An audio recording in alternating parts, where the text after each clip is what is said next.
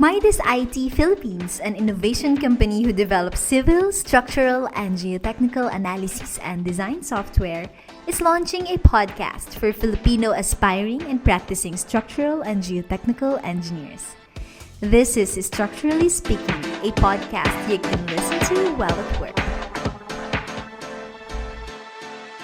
Welcome to the first episode of Structurally Speaking, where we invite Midas user experts to talk about their field of expertise in civil engineering. For today's episode, we will be talking about the things a structural engineer actually do. And here are some advices from one of the most influential and known structural engineer here in the Philippines. So our guest for today, he had his Doctor of Engineering, major in concrete mechanics and earthquake engineering in Nagoya, Japan, Nagoya University, Japan. He took his professional course in offshore engineering in the University of Texas in Austin, USA. He also the visiting researcher, National Center for Research on Earthquake Engineering in the National Taiwan University, Taipei, Taiwan. He had also his MSc in Structural Engineering in Mapua Institute of Technology, Intramuros, Manila. He was also the second placer of the Philippine Civil Engineering Licensure Examination last November 2008, and the third most outstanding civil engineering student of the Philippines in 2007, first placer of the Philippine Institute of Civil Engineers National Quiz B, and he is currently the secretary of the ASEP, or the Association of the Structural Engineers of the Philippines, a committee member of Task Group 1.1, Seismic Resilience of Reinforced Concrete Structures, International Association for Bridge and Structural Engineering, or the IABSA, committee member, Telecommunication Industry Association, the TIA 14, Structural Standards for Communication Small Wind Turbine Supports Structure, a member of American Society of Civil Engineers, the ASCE, a member of Japan Concrete Institute, the JCI, the member of International Council Monuments and Sites, the member of Japan Society of Computational Engineering and Science, and a graduate member of Institute of Structural Engineers, Assistant Secretary of Nagoya University Alumni Philippine Branch, and a member of National Association of Mapua Alumni, or the NAMA. And he's also the founding principal structural engineer of the Petro Jikken Engr. Let us all welcome Engineer Rodolfo Mendoza. Thank you for having me. It's an honor for me to be the first guest of Midas, right? Yes. Midas podcast. The first ever podcast of Midas. Yeah. Actually. So, well, I always listen to podcasts, so so I'm quite excited about this first ever civil engineering podcast in the Philippines, I think. We're looking forward also to the fruitful discussions later on. So you've been in the industry for 14 years, and then in the field of structural engineering that includes marine engineering, building structural engineering, evaluation of existing bridge structures and bridges as well. You're actually all over the field of engineering, like vertical and horizontal, right, sir? Correct. Maybe that's because I started my career at AECOM, and as related to structural engineering, I'd been involved more on maritime projects because I was part of the transportation group back then, and most of the projects we had during that time at AECOM are really port projects. So we did projects for ICTSI, we did projects for the South Harbor, the North Harbor. I was part of the Pagbilao assessment. So most of the projects we did are all related to maritime projects. So that's Offshore why projects. I was involved in marine projects. We had some bridge projects as well. And after that, I jumped and transferred to Arup. And at Arup, my role is more on lead structural engineer. And in that role, I was more involved to buildings. So I started doing peer review for tall building projects. But after you have graduated, sir, you really focus on the structural side of engineering. Yeah. It's really my passion. Of course, I think in the Philippines, as a student, if you're doing well in school, in a civil engineering program, most likely that's because you love doing calculations, and most of the subjects in our school are all related to structural engineering, starting from engineering mechanics, theory of structures. So really, if you excel in those, you are most likely inclined to be a structural engineer. So that's where the passion started. Okay, before we actually start with the questions we have prepared for you, so I'm actually curious about the name Petro Jikkens. Petro Do you Jikken. share? Can you share to our listeners why Petro Jikkens? Yeah, basically Petro Jikken, Petro means concrete, and Jikken is a Japanese word for research. So if you try to translate it, it's basically concrete research. I see. And really the motivation of establishing Petro Jikken is to establish a research company. When I was in Japan working on my PhD, there are multiple times that we do some research projects for other companies. Those companies are engaging our laboratory in Nagoya University to do some research for them. And then we get some profit out of it as a researcher. That same concept is non-existent in the Philippines. That's why the motivation of establishing Petro Jikken is to have a research company so that corporations or construction firm can actually engage this research company to do research for them in lieu of them doing the research. So yeah, that's the story of the word Petro Jikken. Yeah. Yes. So we all know in the field of civil engineering, so there are a lot of fields and specialties we could focus on. So some civil engineers are into constructions. That's why we do have site engineers, rebar, concrete engineers. Some those choose the path of management, and some are in the consultancy, the structural engineers, just like you, sir. What is really a structural engineer? What are the things a structural engineer actually do? Structural engineers are basically the professionals who make the concept workable, which we design things, we design structures in order for it to serve its purpose. We ensure that the ideas, whether it came from us or whether it came from our client, it came from our architects and other partners, what we do is to make those ideas into reality by designing and specifying on how to build these structures so that it would accomplish its purpose while ensuring public safety. So that's basically structural engineering. But of course, there's more into that in the daily practice of structural engineers. It is easy than it is being done, right? There are several activities that we do every day as structural engineers, which is really what makes the profession exciting. So for being in the industry for almost 14 years, do you have some mentors, or maybe know some of your mentors that you look up to? Yeah, my first mentor is Engineer Ernesto Cruz. We met during my time with AECOM, and he was sort of the principal structural engineer during that time. And even before meeting him, I already had the passion for structural engineering. But I am quite fortunate to have him as a mentor because he has a very, very extensive experience and in a different types of structures, whether it is vertical, horizontal projects. So name a structure, he was able to be involved in designing those structures. And he has been practicing globally. I mean, he had practice in Hong Kong, in London, and different parts of the world. So just really one of the structural engineers I know in the Philippines who has that kind of experience, or an experience that will parallel his experience, is totally difficult to find. So I'm very fortunate to have him as my mentor. Is that from your first work, sir? Yes, that is my first job at AECOM.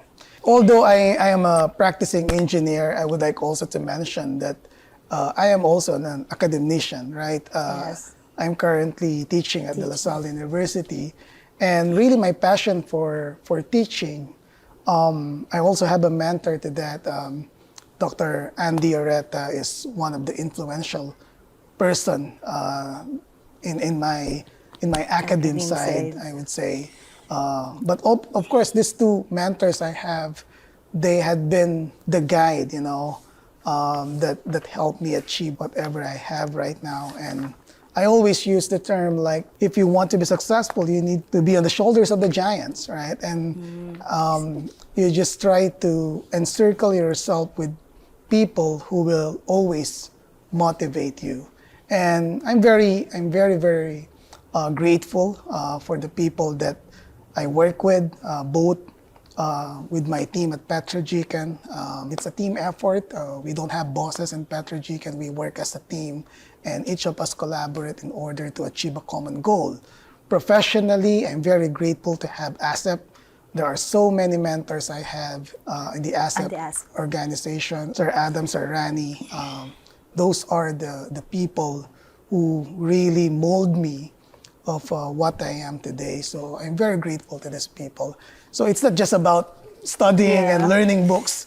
There must be some people who would guide you and motivate you, and these people will be your yardstick to benchmark not just your career, not just your practice, but the values that you follow as a structural engineer. The profession, the structural engineering, it's a profession that must be supported by knowledge. It's always about knowledge that drives the profession. And if you want to stay in this career, you must have that insatiable desire to learn.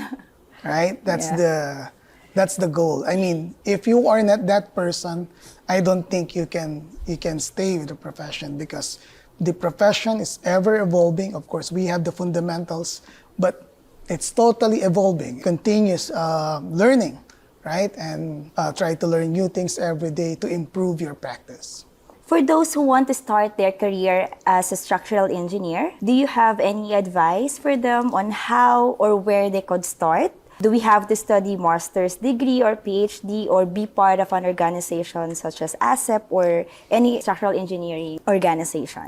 Yeah, I can share it based on my experience, but I think any structural engineer, any experienced structural engineer would always tell you that if you want to be a structural engineer, you must join a structural engineering firm.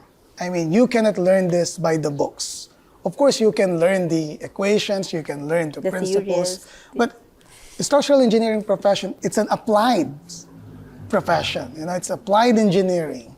So you need to apply the concepts in order for you to understand the concept, in order for you to confirm these concepts. So really, if you want to be a structural engineer, the first thing that you need to do is to be part of a structural engineering company.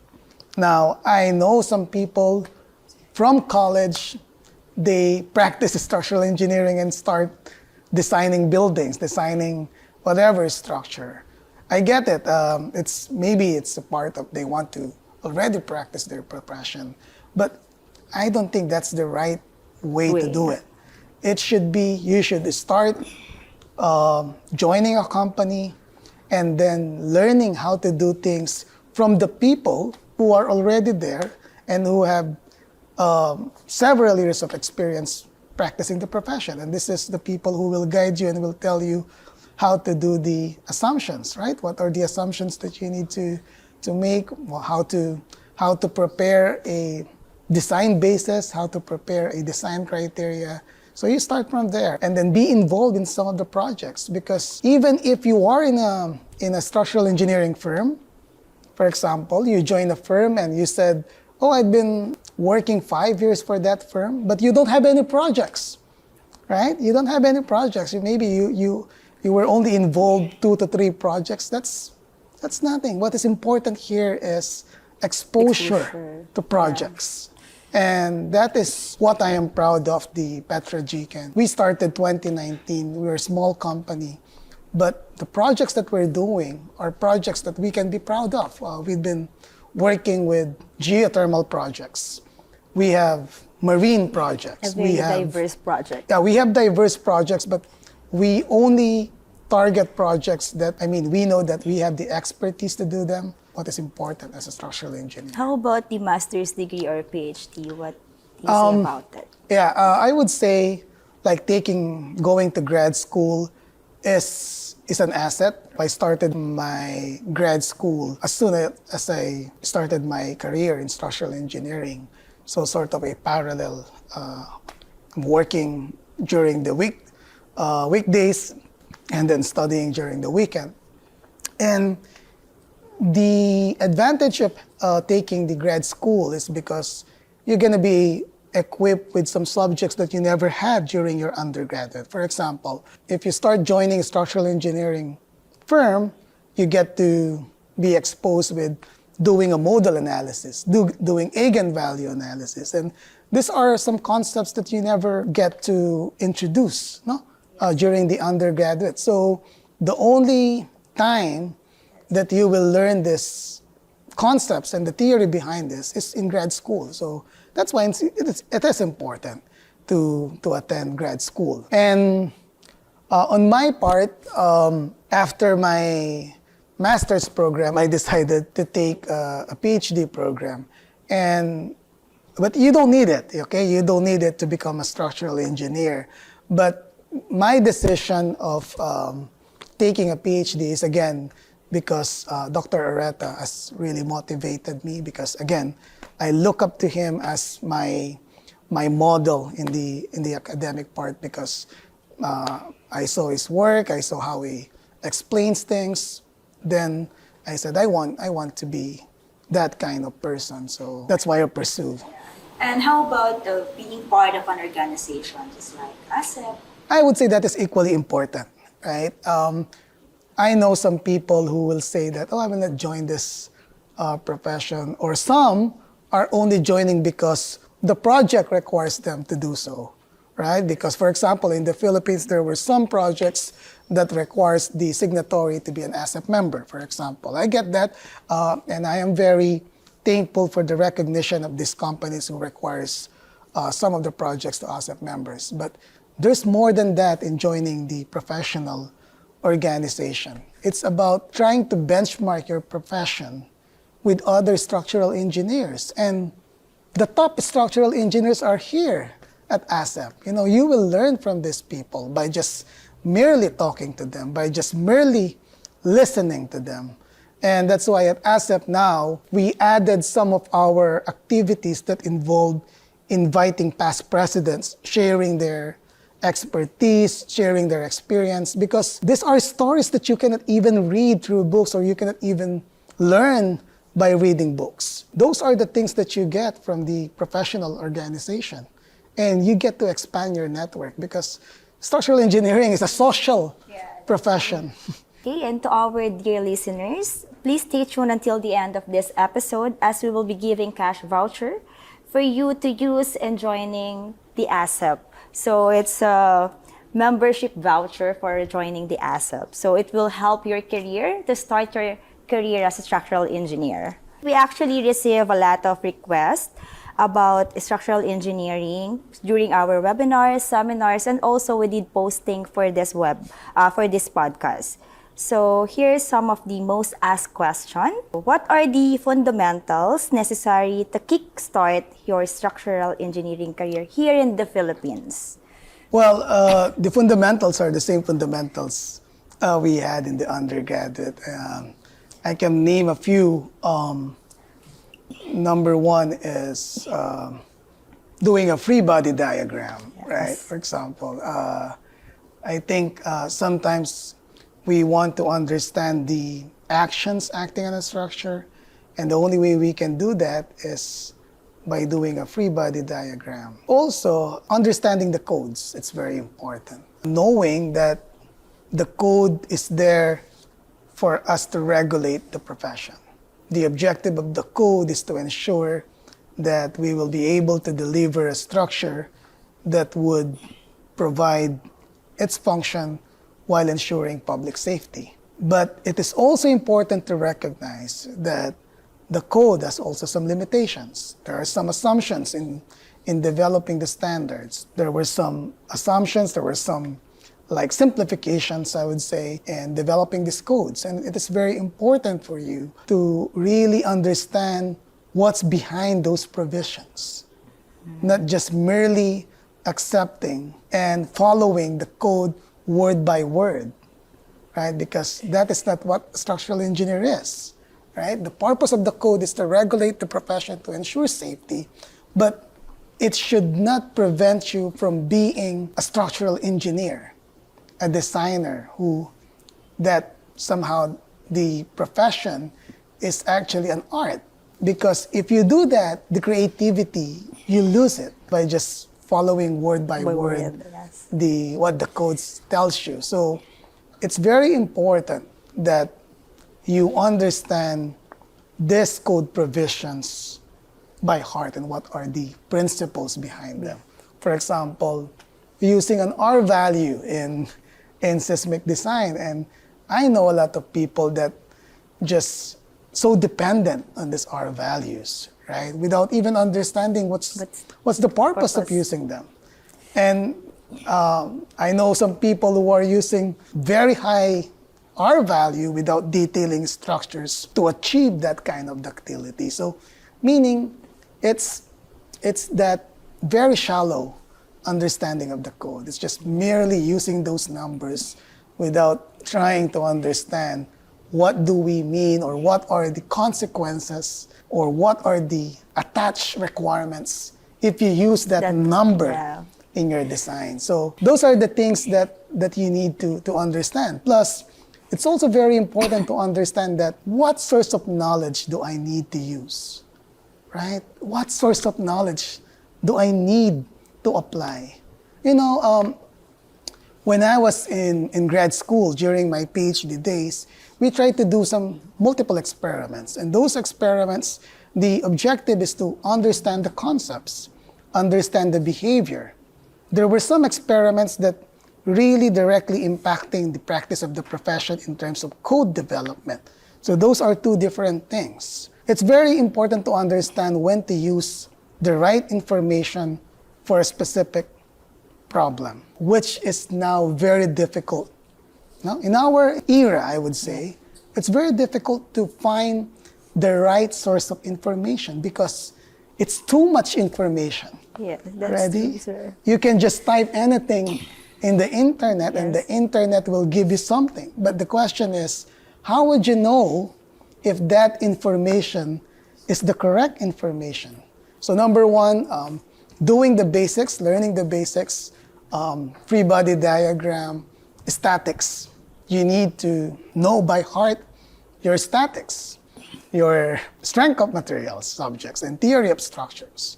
Those are by heart, right? The source of knowledge coming from the codes, understanding the codes, what codes to use, what the codes represent, what the codes simplify, right? The simplifications, the assumptions, what are those? And how are those related to the fundamental principles of the theory of structures? And then the ability to dissect which knowledge to use for a particular problem. Yeah, just to add to that, do you think being equipped with the right tool or structural software has a great advantage in practicing structural engineering career? Yeah, of course. I really think that computers we use, Midas is, I would say, one of the powerful software that has ever been produced for structural engineering. Computers has really transformed the structural engineering profession. This structural engineering software we have are very transformative. Changes everything, Yes. right? When I was in college, we were just using linear analysis, right? And we are already very happy because can you imagine doing a earthquake analysis, you use a portal method, and all of a sudden, you can run the same analysis in an instant using a software, right? And we are already very happy and satisfied with that. But now, it's the era of nonlinear analysis. Yes. And that changes everything, right? Because nonlinear analysis allows you to predict on how the structure would fail given the loads that you actually apply. That powerful tool for understanding on how a structure behave is something that really transform our profession. Well, I think this is where Midas comes in this picture. So your analysis and design partner in your everyday design. And while we're at it, since you have many tips and helpful recommendations, may we know if you do have any book recommendations that you can share with our listeners to help them kickstart their structural engineering career?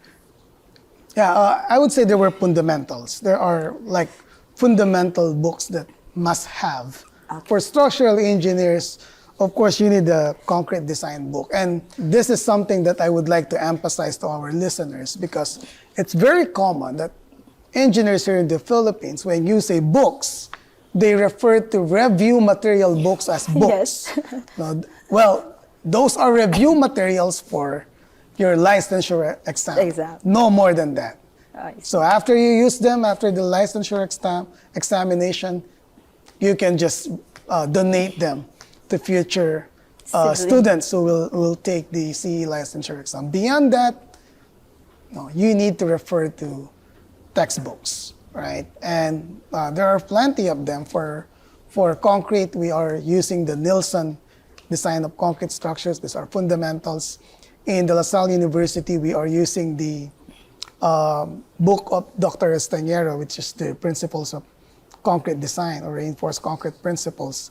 Unfortunately, the book is only within the La Salle University community, but I think Dr. Estañero would release a copy soon and have it available to the general engineering community. For steel, of course, Steel Structures by Wang and Salmon is one. So those are the fundamentals.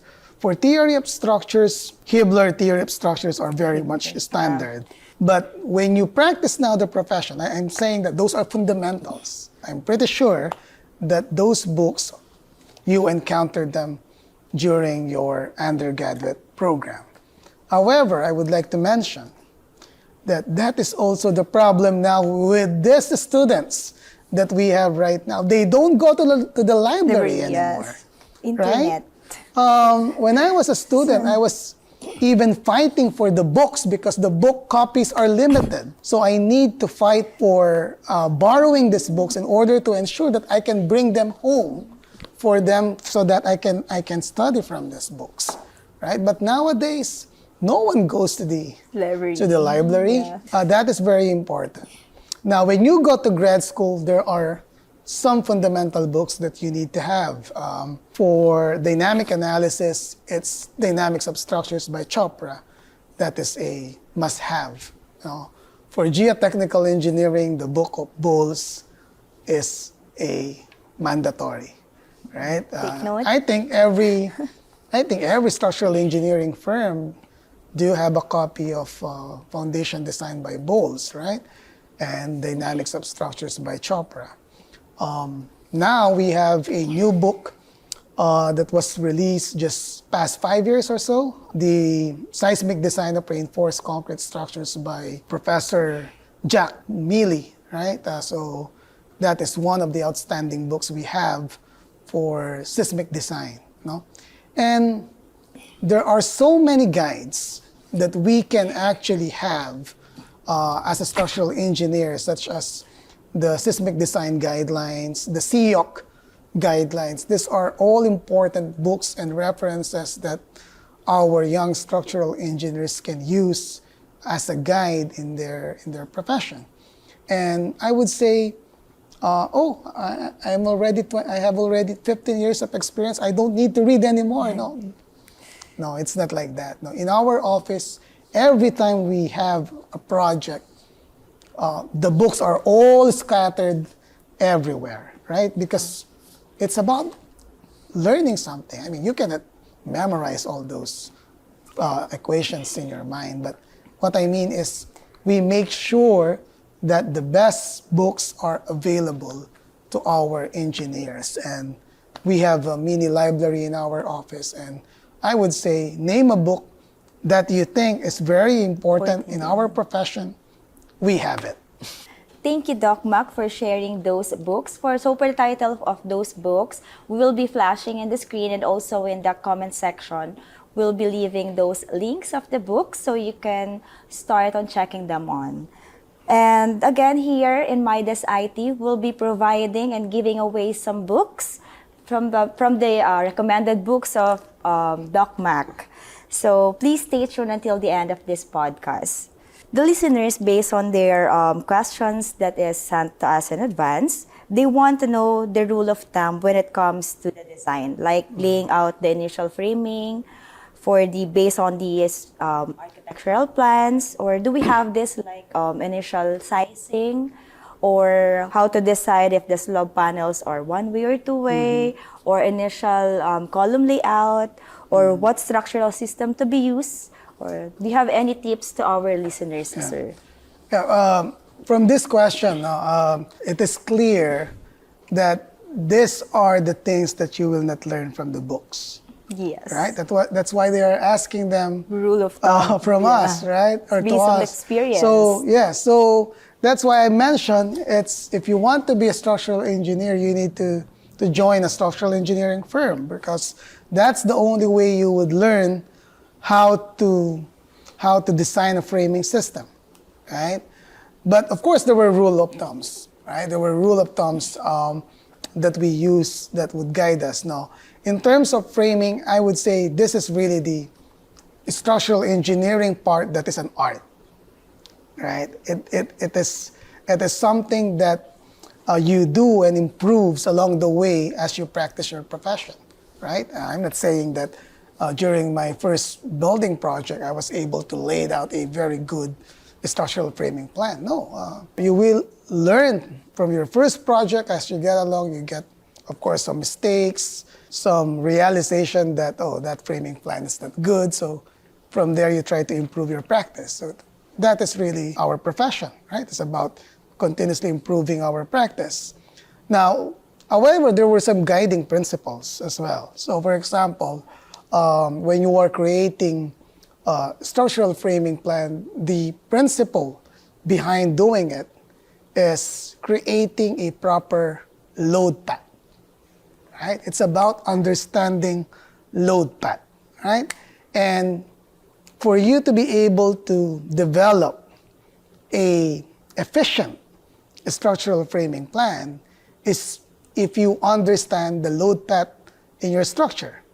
And the best framing system would be the system with the shortest load path, right? So you try to apply the loads and it will pass through multiple members of the structures before it goes down to the foundation, right? So the key is for the structure to be efficient, the loads must go directly to the foundation at the shortest possible way, right? So that's the principle behind it.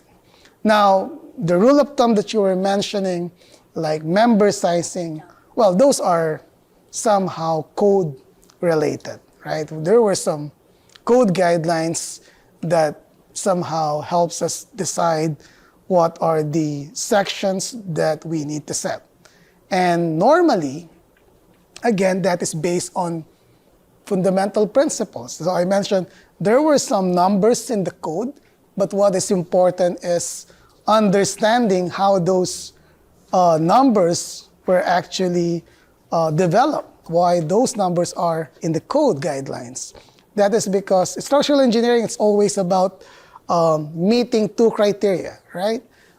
First is strength, the second one is serviceability. Now, the way we size our members is by first meeting serviceability. That's why the way we design structures, we would need first to ensure that the depth of our beams, the size of our sections are meet service requirements. For columns, we do what we call column rundown. There's no other way around it, right? So we basically define the tributary area. From the tributary area, we identify the loads. And from there, we kind of size our columns. Earlier, you asked me about what's the best definition of structural engineering.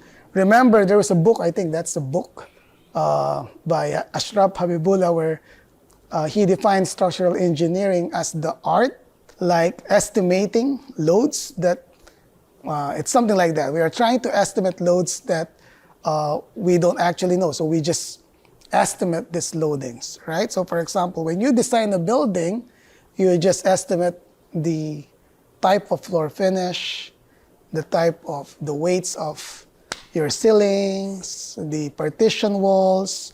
So all of these aspects are just assumptions. The way we analyze bridges, we try to analyze the loadings based on, for example, for vehicular traffic, of course, we have now some code guidelines following AASHTO HL93 loading, something like that. But you start from those defined loadings and set and at least meet serviceability criteria.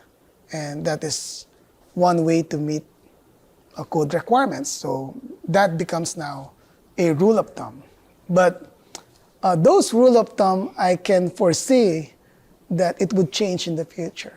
That's because the methodology for developing this rule of thumb can now be based on experience, right? Sometimes it's based on experience, right? And if you are working in a structural engineering firm, your senior would say, just use this one because we have used this one from past project. But now, if all those experiences would be documented, we can now create a program that would automatically gives us those numbers through artificial intelligence. And I think that would be the next big thing. I'm not saying it's good, but it is something that will happen in the future. So as structural engineer, maybe some of our listeners aren't aware what is really the structural engineer really do when it comes to different phase of the project. For example, what are your roles when it comes to designing, like before, during, and after the construction of the project? Maybe you could share some experiences with some of your projects. Yeah, I would say every project is unique. Now, there are some projects where you get to engage at the later part of the project, where there are some projects that you get to engage even during the conceptualization of the project. And I think that is the best stage where you get to be involved with the project is during the conceptualization stage, because in that part, you can provide inputs as early into the project so that those kinds of conditions are already accounted for in the project. That's why it's very important that, I mean, if we have some owners here or clients who wants to engage a structural engineer, it's very important to engage them as early as possible so they get to input some of their ideas to the project.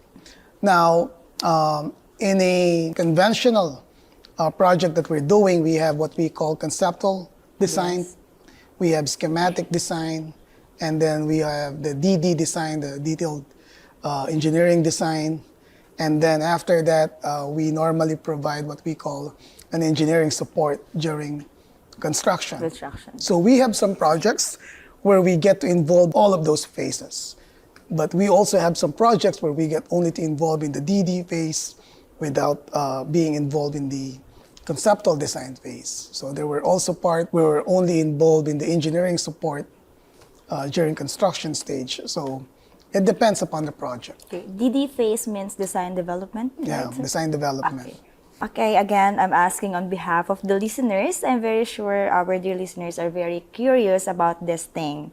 So how much would you usually charge for every involvement of the project, like for the design phase, during construction, like site visits, and then after the construction, like checking, evaluation, retrofitting? Yeah, maybe that's the hardest question so far. That's why we put it on at the end of this. We have a guideline, right? We have a guideline prepared by ESEP and ASEP to guide our structural engineers. No? So somehow the purpose is to regulate the profession. Of course, I'm not saying that that guideline is currently adopted by everyone or being followed by everyone. What I'm saying, it's a good start, right? It's a good start for us to follow in order to regulate our profession. And I think all structural engineers must start using it in order to regulate our profession. I'm not saying that it is always beneficial to us, right? I understand like people are saying, if I'm gonna use that, I will not get that project, right? I get them. I mean, they have their own reasons. But this is a standard that was developed with the objective that is really the end goal is for our profession, right? I get it that right now, if you look at it, it might be beneficial.